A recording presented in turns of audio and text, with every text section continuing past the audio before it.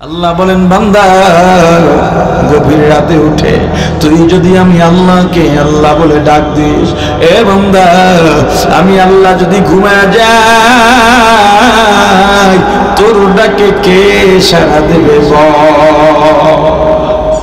তোমার মা মারা গেলে কাঁদো,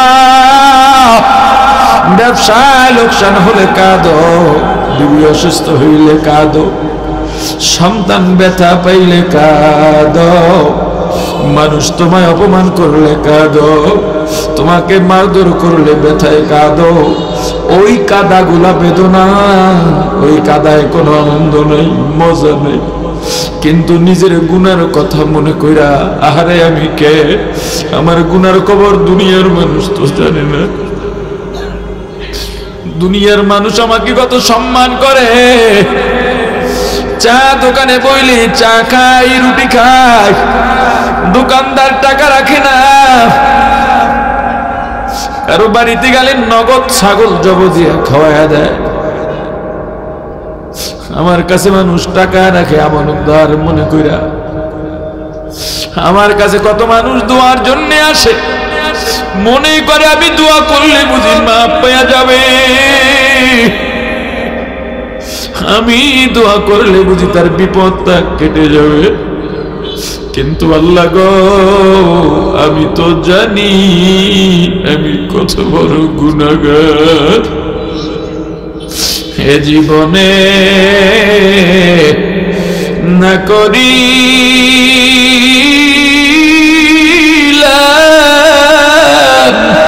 বন্দেগি, গুনাহ করে কাটাইলাম জিন্দেগি, গুনাহ করে কাটাইলাম জিন্দেগি, তওবা করে আবার তওবা ভাঙ্গিলাম, তওবা করে আবার তওবা ভাঙ্গিলাম, অবশেষে খাঁটি তওবা করিলাম, অবশেষে খাঁটি তওবা করিলাম। আসহাবুশ শিমালি মা আসহাবুশ শিমাল ফি সামুমিন ওয়া হামিম ওয়া দিল্লিন ইয়াহমুম লা বারিদিন ওয়ালা কারীম। হে গুনাহগার, গুনাহ করছো, গুনাহ করছো, গুনাহ করছো। ওই কিয়ামত দিবস কায়েম হওয়ার আগেই, পুলসিরাত পার হবার আগেই, কবরে যাবার আগেই, আজরাইল আসবার আগেই তোমার আমলকে শুদ্ধ করে নাও, না হয় তোমার আমার যে গুনাহ কিয়ামতের ময়দানে বাম হাতে দেওয়া হবে। এই সামনের পেটের মধ্য থেকে হাত ঢুকাইয়া পিঠের ওদিক থেকে বের করে হাতের মধ্যে আমল নামা দেওয়া হবে। ওই বাম হাতে আমল প্রাপ্তদের জন্য দুঃসংবাদ, হে বাম হাতওয়ালা, তোমার জন্য কত কঠিন মুহূর্ত অপেক্ষা করতেছে আমার ভাই। গরম আবহাওয়া আর গরম পানি, এই গরম দুনিয়ার সাধারণ কোনো গরম না। ওই জাহান্নামের গরম পানি যদি একবার মাথার মধ্যে ঢালা হয়, গায়ের চামড়াগুলো খসে খসে সব মুহূর্তের মধ্যে পড়ে যাবে। আবার তোমার শরীরটাকে গঠন করা হবে, আবার গরম পানি ঢালা হবে। এই গরম পানি ঠান্ডা করবার জন্য যেই পদ্ধতি, সেটা আরো গরম। শান্তিদায়ক কোনো বিষয় জাহান্নামের মধ্যে নাই। জাহান্নামের ফেরেশতারা হবে দুনিয়ার সবচাইতে মায়াহীন, কানেও শুনবে না, ওদের মনে কোনো দয়াও থাকবে না। আহা জাহান্নামে যাইয়া শুনবে একদিকে চিৎকার, বাঁচাও বাঁচাও বাঁচাও। জিজ্ঞেস করবে, এ ফেরেশতা, এই যে বাঁচাও বাঁচাও বলে চিৎকার করে এরা কারা? বলে এরা একদল জাহান্নামী, জাহান্নামের অন্ধ ফেরেশতা। জাহান্নামের আগুনের হাতুড়ি নিয়ে এত জোরে জোরে বাড়ি মারতেছে, 100 গজ 1000 গজ মাটির মধ্যে ঢুকে যায়, আবার ওখান থেকে হাত ধরে টেনে হিঁচড়ে উঠায়। উঠাবার সময় ছিঁড়ে ছিঁড়ে শরীরের অংশগুলো থেকে যায়, আবার শরীরটাকে সুন্দরভাবে গঠন করে আবার পিটায়। আর একদিকে শুনবে, আমি আর পারি না, আমাকে ছেড়ে দাও, একটু দয়া করে একটু রকম করো। বলবে এরা কারা? বলবে এদের উপরে গরম পানি ঢালা হয়। এই চিন্তা, ভয়, আরে আমি তো এই আযাব সহ্য করতে পারবো না। জাহান্নামী দৌড় দেবে বাঁচার জন্যে। অন্যান্য জাহান্নামী পিছন থেকে ওই জাহান্নামীর পিঠের মধ্যে থাবা দিয়া বলবে, কই যাস, আমাদের কেউ নিয়ে যা।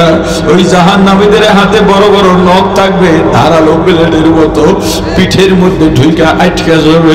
এইটারে আরেকটায় ধরবে, এইটারে আরেকটায় ধরবে, ধরতে ধরতে ফুটবলের মতো গোল হইয়া জাহান্নামের আগুনের লেলিহানের উপরে উঠবে, ঘুরবে আর পড়বে, ঘুরবে আর পড়বে। ওখান থেকে দাপাদাপি করতে করতে একটার থেকে ছুটে ছুটে এক দিকে পড়বে, পিঠের থেকে খাবলা খাবলা গোস্ত নিয়ে পড়বে। আর একদল দৌড়াবে বাঁচার জন্য, জাহান্নামের ওয়াল বাইতে থাকবে। হাদিস শরীফে আসে, জাহান্নাম থাকবে পুলসিরাতের নিচে। জাহান্নামের পুলসিরাত কেটে যেই বান্দা জাহান্নামে পড়বে, জাহান্নামে যাইতে যাইতে 70,000 বছর সময় লাগবে। এই 70,000 বছর জাহান্নামের ওয়াল বাইতে থাকবে, বাইতে থাকবে। আর মাত্র 1 হাত বাকি আছে। কত আশা, কত আশা, এই বুঝি পার পাইয়া গেলাম।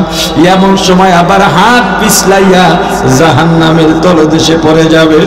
একদল চিৎকার করবে পানির পিপাসায়, ও আল্লাহ পানি চাই, পানি চাই। আজকে যারা দুনিয়ায় আমার আল্লাহরে ডাকো না, আল্লাহর কথা ভালো লাগে না। আল্লাহ বলেন, ওরে বান্দা, এত দয়া করছি, এত মায়া করছি রে বান্দা।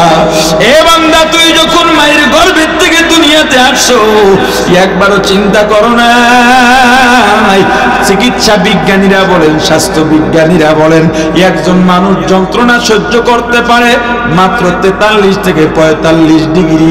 এর বেশি যন্ত্রণা হইলে দুনিয়ার ইতিহাসে বাঁচার কোনো ইতিহাস নাই।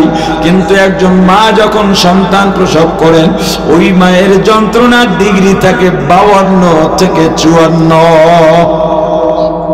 বিজ্ঞানীরা অবাক, মা তো কোনোভাবেই বেঁচে থাকার কথা নয়। আল্লাহ বলেন, ওরে বিজ্ঞানী, তোর জ্ঞান তো আমার কাছে শূন্য, আমার কাছে তোর জ্ঞানের কোনো দাম নাই। আমি আল্লাহ জানো সন্তান, কেন তোমার মাকে বাঁচায় রাখছি, এটা তোমার মায়ের শারীরিক সক্ষমতা নয়, তোমার মায়ের কারামত নয়। তোমার মাকে বাঁচায় রাখছি আমি আল্লাহ, তোমার উপরে দয়া করে। কারণ তোমার মায়ের চাইতে তোমাকে বেশি কেউ আদর দিয়া, স্নেহ মমতা দিয়া মানুষ বানাইতে পারবে না। ওরে সন্তান, ছোট্ট শিশু, কান্না ছাড়া কোনো ভাষা নাই। ক্ষুধা লাগলেও কাঁদো, মশায় কামড়াইলেও কাঁদো, গরম লাগলেও কাঁদো, ঠান্ডা লাগলেও কাঁদো। তোমার খালা জানে না, ফুফু জানে না, ভাই জানে না, বোন জানে না, চাচা জানে না, মামা জানে না কেন কাঁদো। এমনকি তোমার বাবাও জানে না কেন কাঁদো। কিন্তু কখন কিসের জন্য কাঁদো, তোমার মা কাঁদলে কান্নার আওয়াজ পাইয়াই বুঝা যায়। এইটাও তোমার মায়ের কারামতি না?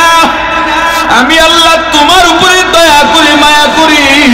তোমার মায়ের ভিতরে একটা সেন্সর লাগায় দিছি রে বান্দা। যখন ব্যথা পাও, তোমার মায়ের সেন্সরে ধরা পড়া যায়। তুমি কেন কাঁদো? লক্ষ্য করে দেখবেন, আপনি বাহির থেকে গেছেন, সন্তান কাঁদতেছে, আপনার বিবির পিছনে হামাগুড়ি খাইতেছে, অথবা আপনি রাত্রে ঘুমান, ঘুমের মধ্যে সন্তান উঠে কাঁদে, আপনি বললেন বিবি সন্তানকে একটু দুধ দাও, কান্না বন্ধ করো, আমার কাজ আছে, আমার ঘুমে ডিস্টার্ব হয়। সন্তানের মা অবাক কইরা বলে ওর ক্ষুধা নাই, ক্ষুধার জন্য কাঁদে না। বলে তাহলে কেন কাঁদে? ফ্যানটা একটু ছাইরা দেন। যখনই ফ্যানটা ছাইরা দেয় সন্তানের কান্না বন্ধ হয়ে যায়।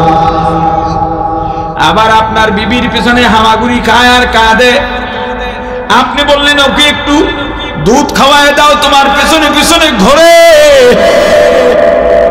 বলে না, ক্ষুধার জন্য কাঁদে না। তাহলে কেন কাঁদে? একটু কোলে নেন। কোলে নিছেন, কান্না বন্ধ। আবার বাহির থেকে বাসায় ফিরছেন, এসে দেখেন কাঁদে, মনে করছেন কোলে নিলেই থামবে। কোলে নিছেন কিন্তু থামে না, আপনার দাড়ি ধরে টানে, চেহারার মধ্যে খামসি মারে, হাতের মধ্যে কামড় মারে, পা চারিদিকে ছড়াছড়ি করে। বিবি বলে এখনো কোলে উঠবে না, একটু দেন খাওয়াইয়া দি, তারপরে নেন। আল্লাহ বলেন বান্দা তোর উপরে দয়া করি, মায়া করি, আমি আল্লাহ তোর উপরে এত দয়া করলাম, মায়া করলাম, তোর জবানে ভাষা দিলাম। এ বান্দা প্রাপ্তবয়স্ক হয়ে গেছে, যৌবন দিলাম, শক্তি দিলাম, জ্ঞান দিলাম। বান্দারে সারাদিন কাজ করো, ক্লান্ত হয়ে যাও, আমি আল্লাহ তোকে রাত্র দিলাম বিশ্রামের জন্য, কিন্তু আমি আল্লাহ আমি আল্লাহ ঘুমাই না। গভীর রাতে আমি আসমানের প্রথম আসমানে চলে আসি। বান্দা তোকে আমি তখন ডাকলাম, তাহাজ্জুদে ডাকছি পাই নাই, ফজরে ডাকছি পাই নাই, জোহরে ডাকছি পাই নাই, আসরে ডাকছি পাই নাই, মাগরিব ইশায় ডাকছি পাই নাই, ওয়াজে ডাকছি পাই নাই, জিকিরে ডাকছি পাই নাই, তেলাওয়াতে ডাকছি পাই নাই, তাবলীগে ডাকছি পাই নাই, চরমনায় ডাকছি পাই নাই, রমজানের সাহারিতে ডাকছি বান্দা পাই নাই। ওরে বান্দা আজকে দুনিয়া, আজকে জাহান্নামে পইরা তুমি আমাকে আল্লাহকে ডাকবা। দুনিয়ায় যদি একবার ডাক দিতা, 10 বার মতান্তরে একটা ডাকের জবাবে 100 বার উত্তর দিয়ে দিতাম।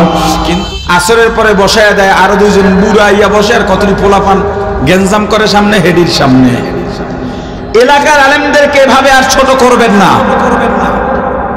আপনার এলাকার আলেম দিয়েই মাহফিলের আয়োজন করেন, কুয়াকাটা দিয়া, লাখ টাকা দিয়া ভাড়া করিয়া কোনো হুজুর আনার দরকার নাই।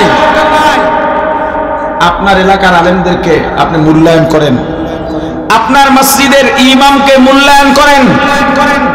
এই যে মসজিদে আমি এসে বসছি, মসজিদ কমিটি আগেই ক্ষমা চায় না আপনাদের কাছে। এই যে রুমটা দিলেন হুজুরকে, এখানে মুয়াজ্জিন থাকে না ইমাম থাকে আমি জানি না, আমি তাদেরকে চিনিও না, তারা আমাকে বলেও নাই। আমি এই কথা বলার পর আবার ইমাম মুয়াজ্জিনের উপর হুলিয়া জারি করেন না, কত পাপ কামাইবেন হুজুরদের বিরুদ্ধে আপনি পদক্ষেপ নিয়া। এই যে রুমটায় বসলাম, এই সভাপতিরে 1 সপ্তাহ এই জায়গায় বাইন্ধে রাখেন ভিতরে, উনি এই জায়গায় ঘুমাইবে, এই জায়গায় খাইবে। এই রুমে থাকার কোনো পরিবেশ আছে কিনা উনি আগে নিজে বুঝুন। কি এগুলো? আলেমদের সম্মান এভাবে কেন হবে? এইভাবে কেন অপমানিত করতে হবে? আলেমকে এই সমাজের জন্য বোঝা নাকি? ইমাম সাহেবের কাছে গিয়ে কয় হুজুর আমার ছেলের জন্য দোয়া করেন, মাস্টার্স কমপ্লিট। কয় কি দোয়া করতাম? কয় একটা ভালো চাকরি যেন পায়। 1 সপ্তাহ আগে এই যে 2 জন উঠে যাইতেছে, কি সুর পায় না এই জন্যে? কি ও সুর না দিলে সমস্যা আছে? কন কন জোরে কন মাশাআল্লাহ। এরপর যদি হয়ে যায় আলহামদুলিল্লাহ, না হইলে কোনো প্রবলেম আছে? সুর মুখ্য বিষয় না দিন? জোরে বলেন। ওটা হলো অপশনাল, সুর অতিরিক্ত বিষয়, হইলে ভালো, না হইলে কোনো সমস্যা নাই। আমি আপনাকে বয়ান করে জান্নাতে পৌঁছাইয়া দিতে আসি নাই, স্পষ্ট করে বলি।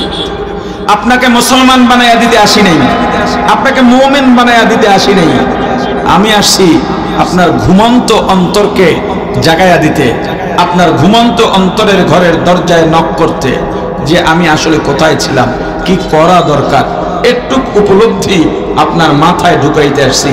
জান্নাতে পৌঁছাইয়া দিতেও পারবো না, পৌঁছাইয়া দেওয়ার জন্য আসিও না। কি জানি বলতেছিলাম? এর 1 সপ্তাহ আগে ইমাম সাহেব গিয়া বলে, সভাপতি সাহেব বেতন দেন 10,000 টাকা, ড্যামরায় তো মোটামুটি মনে হয় 30,000 টাকার নিচে কোনো মসজিদে হুজুরের বেতন নাই না? হ্যাঁ, এখন আমি কি বলি? আমি বলি ইমাম সাহেবরা সবাই ইমামতি ছেড়ে দেন, কর্ম করে খেতে, হালাল কর্মে কোনো লজ্জা নাই, বরং স্বাধীনতা আছে। রিক্সা চালান, পারবেন না, হুজুর মানুষ দেখতেও খারাপ দেখা যায়।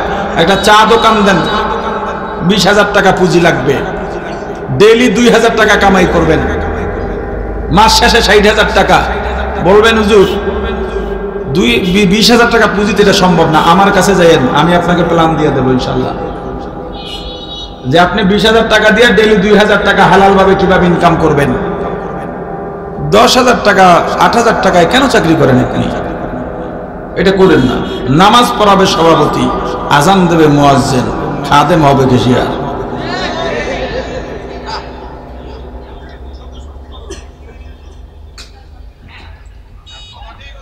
এখন আগের সপ্তাহে ইমাম সাহেব গিয়া বলছে আমার বেতনটা বাড়ান দরকার, ছেলের স্কুলের খরচ, মাদ্রাসার খরচ, এখানে বেতন ফি বাইরে গেছে, দ্রব্যমূল্য ঊর্ধ্বগতি, সবকিছুরই খরচ বেশি।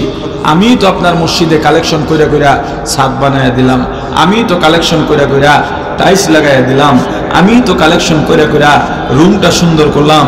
আপনাদের রুমটা কত সুন্দর করছেন, অথচ আহেন সপ্তাহে একদিন, আর আমি থাকি 24 ঘন্টা। আমার রুমটা তেলা পোকায় ভরা, আমার রুমটায় মশায় ভরা, আমার রুমটা ইন্দুরে, এইটা আমার কাপড় কেটে লায়, আছে না নাই? সভাপতি কয় বেতন হুজুরকে এত লাগে না, হুজুর তো বরকত আছে, বেতন কম কিন্তু বরকত আছে, অপেক্ষা করেন। ইমাম সাহেব মৌকা পাইয়া গেছে, সভাপতি কইছে দোয়া করতে, বলার লইয়া ভালো চাকরি। নামাজের পরে সবাইরে বসতে বলছে, ইমাম সাহেব দোয়া করতেছে, আল্লাহ সভাপতি সাহেবের ছেলে এমএ পাস কইরা বাইরেছে, ভালো একটা চাকরি চাই, আমি কি বলবো? আল্লাহ আমি দোয়া করি আমার মতো একটা ভালো ইমামতি দিয়া দেন। সভাপতির হাত উঠে নিয়েছিল, হাত নেমে গেছে, পুরা রাগে ফায়ার। মেয়ে আপনার এই দোয়া করতে বলছি কেন? আপনি না বললেন আমার চাকরিটায় বরকত আছে? প্রিয় ভাই আমার, একটা আলোচনার থেকে অনেক দূর ঘুরে এলাম। মুসলমানের পরিভাষা, ইসলামিক পরিভাষা, আল্লাহর কুদরত দেখলে, মনে আছে না? আল্লাহর কুদরত দেখলে কি বলবো? আরো জোরে সুবহানাল্লাহ। ফায়দা কি?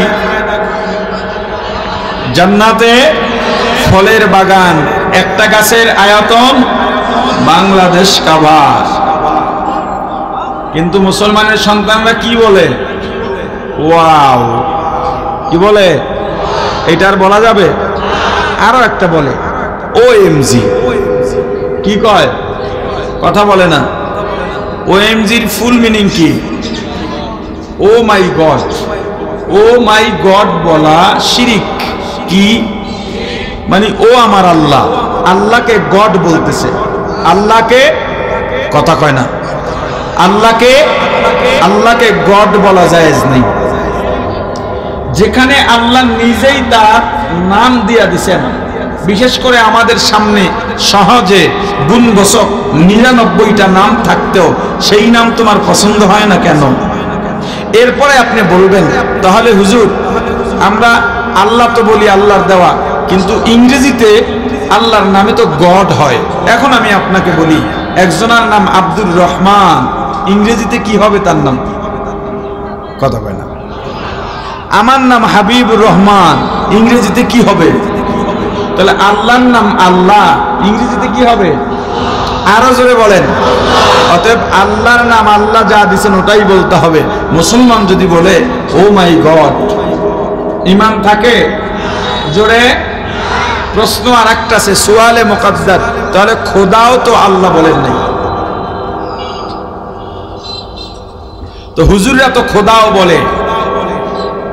আসলে খোদা আল্লাহর নাম হিসেবে হুজুররা বলেননি, খোদা নাম না। খোদা কি না? আরে বলেন না রে ভাই, খোদা কি না? খোদা হলো আল্লাহর গুণাগুণ। এক কথায় বললে সূরাতুল ইখলাস কুল হুয়াল্লাহ সূরার ব্যাখ্যার এক শব্দ হলো খোদা, পুরা ব্যাখ্যার একটা শব্দ হলো খোদা। এই খোদা দিয়া সূরা ইখলাসের তাফসীর করা যায়। খোদা মূলত খোদ থেকে খোদ বখত, আল্লাহ যে এক, আল্লাহু আহাদ, ওইটার সংক্ষিপ্ত মিনিং হলো খোদা। এটা আল্লাহর নাম না। ক্লিয়ার? কথা কয় না? আচ্ছা, এখন আপনি খুশির সংবাদ পাইলেন বা ভালো কিছু দেখলেন, খুশি হইলেন, তখন কি বলবেন? জোরে বলেন, আরো জোরে। আলহামদুলিমান কদ্দারা খাইরা ওয়া খাবালা, আলহামদুলিমান কদ্দারা খাইরা ওয়া খাবালা, ওয়া শুকরু লিমান সাওয়ারা হুসনা ওয়া জামালা, ওয়া শুকরু লিমান সাওয়ারা হুসনা ওয়া জামালা। ফরদুন সামাদুন আন সিফাতিন খালক বারিউন, ফরদুন সামাদুন আন সিফাতিন খালক বারিউন, রব্বুন আযালিয়ুন খালাকাল খালক কামালা, রব্বুন আযালিয়ুন খালাকাল খালক কামালা। শুকরে নি'মাত নি'মাত তাফজু কুনাদ, কুফরে নি'মাত নি'মাত নুকসা কুনাদ। একবার যদি আলহামদুলিল্লাহ বলা হয়, আলহামদুলিল্লাহ যিনি বলবে তার জন্য আল্লাহর জান্নাতের 8টা দরওয়াজা খুলে যায়।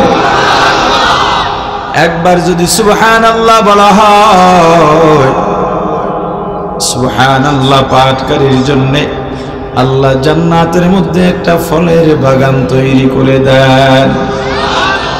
কিন্তু মুসলমান খুশি হলে, ভালো কিছু দেখলে বলে ওকে না কি জানি নাইস, না না কি কয়, এটাই তো বলা উচিত। কি কথা কয় না? বলা উচিত কি? ভাই আপনি খানা খেয়েছেন? আপনি খানা খেয়েছেন? যদি খাইয়া থাকেন কি বলবেন? পিছনে যেটা যায় ওটা হলো আলহামদুলিল্লাহ, পিছনে যেটা যায় সেটা কি? সামনে খাই নাই, সামনে আসবে কি?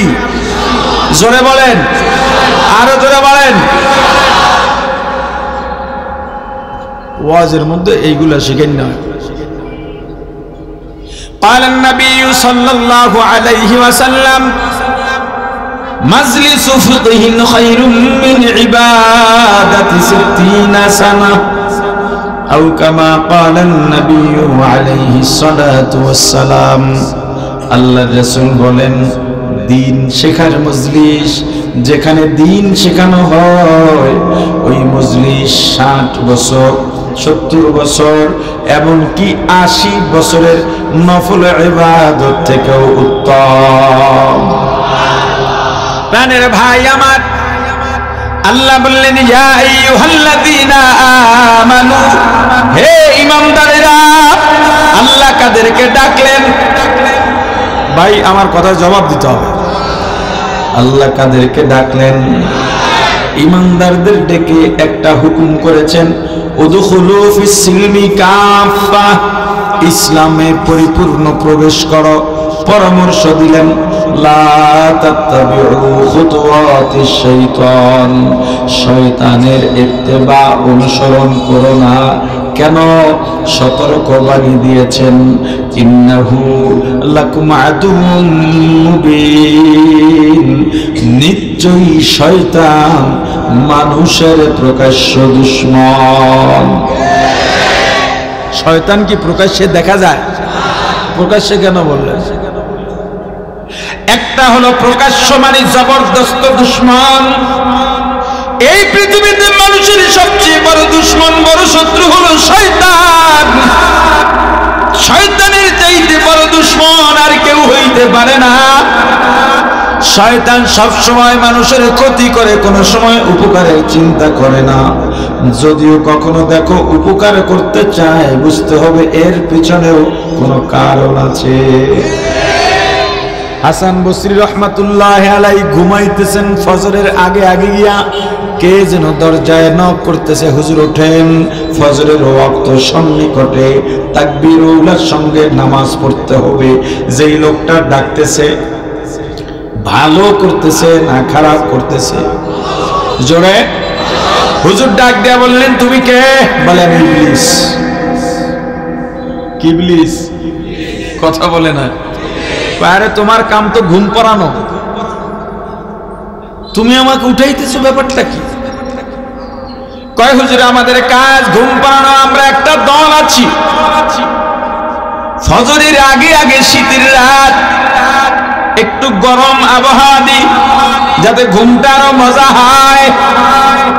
গরমের দিনে ফজরের আগে আগে আমরা একটা সুন্দর ঠান্ডা বাতাস দিয়া ঘুমের মধ্যে তাদেরকে নিমগ্ন করে দিই, আর মাথার মধ্যে হাত বুলাই আর বলি, ঘুমাও ঘুমাও, লাইলান তবিলা, উরকুত উরকুত, ঘুমা ঘুমা, লাইলান তবিলা, রাত অনেক বড় আর অনেক বাকি আছে। এইভাবে ঘুম পড়াইয়া ফজর কাজা করাই। কয় তাহলে আমাকে কেন উঠাইলা? হুজুর কি মনে করছেন আপনাকেও বুঝি চেষ্টা করি নাই? গতকাল মনে করে দেখেন, আপনাকেও ঘুম পড়াইছিলাম, আপনার দায়িত্ব আমার উপরে পড়েছিল, আপনি ঘুম পড়ে গেছেন, জামাত কাজা হয় নাই, এমনকি এক রাকাত মাসবুকও হয় নাই, শুধু তাকবীরুল্লাহ পান নাই। তাকবীরুল্লাহ না পাওয়া গুনাহ না, কিন্তু আপনি তাকবীরুল্লাহ না পাইয়া আল্লাহর দরবারে এত কান্নাই কানছেন, আল্লাহ আপনার আমলনামায় কোটি কোটি তাকবীরুল্লাহর সওয়াব দিয়া দিছে। এজন্য চিন্তা করলাম আমার আসলে আসল থাক, লাভে দরকার নাই, তাকবীরুল্লাহ বাদ দিয়া কোটি তাকবীরুল্লাহর সওয়াব পাইছেন। আজকে যদি আবার বাদ দিন, না জানি আরো কত কোটি পেয়ে যান, এজন্য আগেই উঠাই দিতেছি। তো ইবলিস যে নামাজে ডাকলো, হুজুরের স্বার্থে না ইবলিসের স্বার্থে? জোরে বলেন। ইবলিস কখনো মানুষের ভালো চায় না। আর একটা ব্যাপার হলো, আল্লাহ বলেছেন, কুল আউযু বিরাব্বিন নাস, মালিকিন নাস, ইলাহিন নাস, মিন শাররিল ওয়াসওয়াসিল খান্নাস, الذي يوسوس في صدور الناس من الجنة والناس।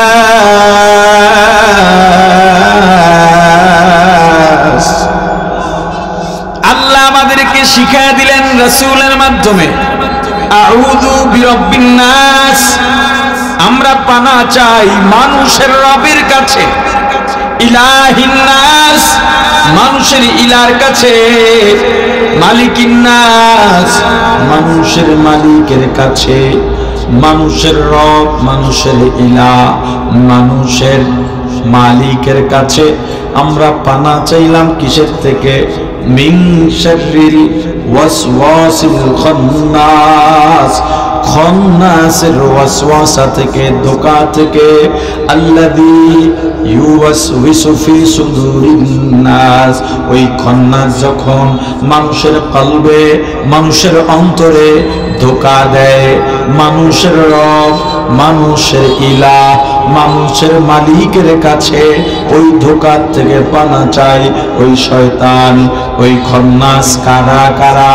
মিনাল জিন্নাতি ওয়ান নাস, জিন খন্নাস থেকে এবং মানুষ খন্নাস থেকে।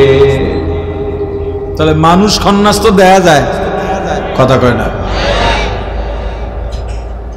শয়তানের ইত্তেবা অনুসরণ করো না, মানুষ খন্নাসেরও ইত্তেবা অনুসরণ করো না। এখন প্রকাশ্য মানুষ খন্নাস আছে না নাই? আর জোরে বলেন আছে না? নেতা বইয়া থাকে আন্ডারগ্রাউন্ডে, পোলাপান পালে, ওই কুকুরের যেমন কিছু ঝুটা দিলে কুকুর পাওয়া যায়, এমন কিছু পোলাপান পালে। এরা আবার বিনা কারণে, কোনো কারণ নাই, হুদাহুদি ওই নেতার একটা ছবি ফেসবুকে দিয়ে লেখে প্রিয় অভিভাবক। কোনো কারণ নাই, কোনো ইস্যু নাই, হুদাহুদি। আচ্ছা, এরপরে এই ছেলেগুলোকে দিয়া খুন করায়, অপরাধ করায়, চাঁদাবাজি করায়, আছে না নাই? এই খন্নাস থেকে সাবধান। আসেন শুরুতে আল্লাহ ডেকেছিলেন কাদেরকে? জোরে জোরে হুকুম করেছেন কি? পরিপূর্ণ ইসলামে ঢুকতে। আমার সঙ্গে আপনাদের কথা বলতে হবে, আমি বারবার বলতে পারবো না। যদি আপনারা সামনে জবাব না দেন আমি আলোচনা সংক্ষেপ করে ফেলব। এমন না যে কমিটির লোক আমার চুক্তি হয়েছে, এতক্ষণ রস করলে এত টেহা। কথা বুঝেন না? কথার জবাব দিতে হবে। আল্লাহ ডেকেছেন কাদেরকে? জোরে হুকুম করেছেন কি? পরিপূর্ণ ইসলামে ঢুকতে। সুয়ালে মুকদ্দার, ইমানদার তো এমনি ইসলামে থাকার কথা, আবার ঢুকতে বললেন কেন? কি কারণ আছে না নাই? দেখেন আল্লাহ এভাবে কোরআনুল কারিমে বিভিন্ন জায়গায় ইমানদারকে ডেকেছেন আর এক একটা হুকুম করেছেন। আল্লাহ এক জায়গায় বলেন, ইয়া আইয়ুহাল্লাযীনা আমানুত্তাকুল্লাহ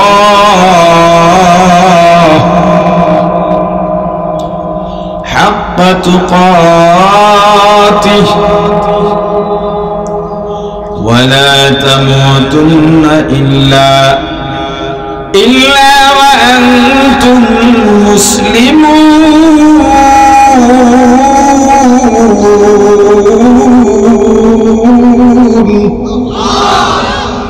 ইয়া আইয়ুহাল্লাযীনা আমানু, হে ঈমানদারেরা, ইত্তাকুল্লাহ, কাকে ভয় করো? আর জোরে, ঈমানদার তো এমনিই আল্লাহরে ভয় করার কথা। ঈমানদারকে আবার ভয় করতে বলবেন কেন? শুধু ভয় না, আবার বলছে যেমনে ভয় করলে, যেই ভয়কে ভয় বলে ওইভাবে ভয় করার মতো ভয় করো। আসলে ওই ভয়টা কেমন ভয়? আপনি বললেন আমি শিক্ষককে ভয় পাই, কিন্তু শিক্ষক পড়তে বলে আপনি পড়েন না। এই যে বললেন ভয় পান, আপনার কথার সঙ্গে কাজের কোনো মিল আছে? আপনি বলেছেন আপনার বাবাকে আপনি ভয় পান, কিন্তু এটা বলার পরেও বাবার সামনে বারবার অন্যায় করতেছেন, কথায় কাজে মিল আছে নি? আপনি বলেছেন আপনি পুলিশ দেখলে ভয় পান, কিন্তু আপনি পুলিশের সামনেই আইন বিরোধী কাজ করতেছেন, তাহলে আপনার কথায় কাজে কোনো মিল আসেনি? আছে? এই ভয় নয়, যেভাবে ভয় করলে ভয়কে ভয় বলা হয় ওইভাবে ভয় করার মতো ভয় করো। তাহলে সেই ভয়টা কেমন? এখানে চিড়িয়াখানায় যান না এমন মানুষ পাওয়া দুষ্কর, যেহেতু এটা ঢাকা। চিড়িয়াখানায় বাঘ আছে না নাই? সাপ আছে না নাই? কিসের মধ্যে? জোরে বলেন। আজ পর্যন্ত এমন কোন সংবাদ, এমন কোন রিপোর্ট পাইছেন কিনা বাঘ তার খাঁচা ভেঙে কোন দর্শনার্থীকে আক্রমণ করেছে? ঘটছে বাংলাদেশে? বাংলাদেশের চিড়িয়াখানায় ঘটছে? এরপরে আপনি যখন চিড়িয়াখানায় যান, আপনি জানেন এই বাঘ খাঁচা ভেঙে আমাকে আক্রমণ করতে পারবে না। এরপরে আপনি বাঘের খাঁচার কাছে দাঁড়ান না দূরে দাঁড়ান? জোরে কেন? আর জোরে। আপনি নিরাপদ জেনেও আপনি দূরে গেলেন, ভয়, এইটার নাম ভয়। আপনি সাপের খাঁচার কাছে দাঁড়াইলেন, আপনি জানেন ওই সাপ খাঁচা ভেদ করে আমাকে দংশন করতে পারবে না। আবার সাপ আছে খাঁচার অপর দিকে, আপনি আছেন এই দিকে। সাপ বীর পাকায় আছে, বীর পাকানি বুঝেন তো? বীর পাকায় আছে, আপনি এই পাশে দাঁড়ানো, সাপ অপর পাশে ভেতরে। বীর খুলে হঠাৎ করে সাপ যদি আপনার দিকে ফোঁস করে এমন ফনা তুলে, আপনি লাফ দিয়া আর 2 হাত পেছনে যান। কি আপনি লাফ না দিলেও তো, পিছনে না গেলেও তো সাপ আপনাকে ধরতেই পারতো না। এটা জানার পরে আপনি পেছনে কেন যান বলেন? আরো জোরে। এইটার নাম ভয়। আরো একটা উদাহরণ পেশ করি। গ্রাম অঞ্চলে এই যে শীত আসছে, ধান উঠে যাবে, অনেক মানুষ শীতের দিনে পুকুর সেচ করে। সেচ করা বুঝেন না? পানি উঠায় ফেলে মাছ ধরে। এই সময় শিং মাগুর বেশি পাওয়া যায়। বৃষ্টি গেছে পেছনে, বৃষ্টিতে বিভিন্ন জায়গার শিং মাগুর এসে পুকুরে পড়ে। শেষ করে কেউ মাটি কাটে, মাছ তো সর্বাবস্থায় ধরে, মাছ তো আর কেউ ছাইড়া দেয় না।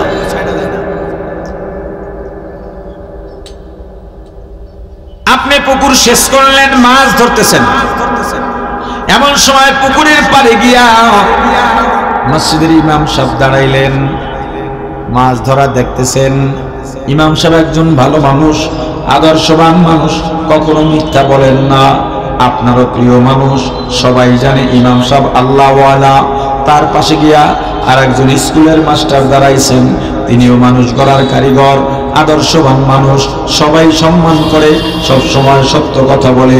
2 মেরুর 2 জন ভালো মানুষ পুকুরের পাড়ে দাঁড়াইয়া আপনাকে ডেকে বললেন, হে মাছওয়ালা ভাই, পুকুরওয়ালা ভাই, পুকুর শেষ করছো তো মাছ ধরার জন্যে। এই যে আমাদের পুকুরের পাড় দিয়া নিচের দিকে একটা গর্ত আছে, এই গর্তের মধ্যে এখনই একটা বড় শোল মাছ ঢুকছে। আপনি তো সাথে সাথে দৌড় দিবেন তাড়াতাড়ি মাছটা বের করার জন্য, দেবেন না? পুকুর শেষ করছেন মাছ ধরার জন্য, হুজুর বলতেছেন, মাস্টার সাহেব বলতেছেন বড় শোল মাছ ঢুকছে, অবিশ্বাস করার সুযোগ আছে? কথা বলেন। আপনি গর্তের কাছে গেছেন, এমন হাত দেবেন, এমন সময় পুকুরের অপর প্রান্ত দূর থেকে একটা চোর, যে 1 প্যাকেট আবুল বিড়ি পাই আপনার নামে মিথ্যা সাক্ষীও দিতে পারে, এমন মিথ্যাবাদী আছে না নাই? ওই মিথ্যাবাদী চোর আপনাকে ডেকে বলল, হে মাছওয়ালা, পুকুরওয়ালা, গর্তে হাত দিও না ভাই, সবাই জানে আমি মিথ্যাবাদী, তুমিও মিথ্যাবাদী, জানতে পারো তোমার ব্যাপার, কিন্তু আমি কসম করে বললাম এই যে গর্ত, হুজুর আর মাস্টার সাহেব বললেন মাছ ঢুকছে, ওটা মাছ না, আমি দেখছি বিষধর সাপ ঢুকছে। মাছের কথা বলছে কারা? সত্যবাদী 2 জন আদর্শ মানুষ। সাপের কথা কে বলছে? জোরে। মিথ্যাবাদী চোর। গর্তের কাছে কারা দাঁড়ানো? সত্যবাদী মানুষ দাঁড়ানো। গর্তের থেকে অনেক দূরে কে দাঁড়ানো? মিথ্যাবাদী চোর দাঁড়ানো। আপনি যদি ওই মাছের জায়গায় হইতেন, মাছওয়ালার জায়গায় হইতেন, বলেন গর্তে হাত দেবেন? জোরে বলেন, আরো জোরে। এই সব বিষয়ে বোঝানো যায় না, কিছু বিষয় বুঝে নিতে হয়। 2 জন ভালো মানুষ বললেন মাছ, যে কখনো সত্য বলে নাই ও বলছে সাপ। আপনি গর্তে হাত দিলেন না, কি কারণে? চোরের কথা বিশ্বাস করা নাকি সাপের ভয়? জোরে। এইটার নাম ভয়। একজন মিথ্যাবাদীর কথায় আপনি সাপের গর্তে হাত দিলেন না, অথচ উলামায়ে কেরাম, পীর মাশায়েখ, বুজুর্গানে দ্বীন, আকাবিরে দ্বীন, তাবলীগওয়ালারা, পীরেরা আপনাকে, উলামায়ে কেরাম, মসজিদের খতিব হাতে পায়ে ধরে ধরে কোরআন হাদিস দিয়া বুঝাইয়া বুঝাইয়া চোখের পানি ছেড়ে বলেন, হে ভাই, ওই কবরে সাপ আছে, জাহান্নামে সাপ আছে, তবুও কেন বিশ্বাস করো না? তবুও কেন তোমার মধ্যে ভয় হয় না? এটাই আল্লাহ বলেছেন ইমানদারেরা, ইত্তাকুল্লাহ, আল্লাহকে ভয় করো। যেভাবে ভয় করলে ভয়কে ভয় বলা হয়, ওইভাবে ভয় করার মতো ভয় করো। আল্লাহ আরো বলেন, ইয়া আইয়ুহাল্লাযীনা আমানু লা তামুতুন্না ইল্লা ওয়া আনতুম মুসলিমুন।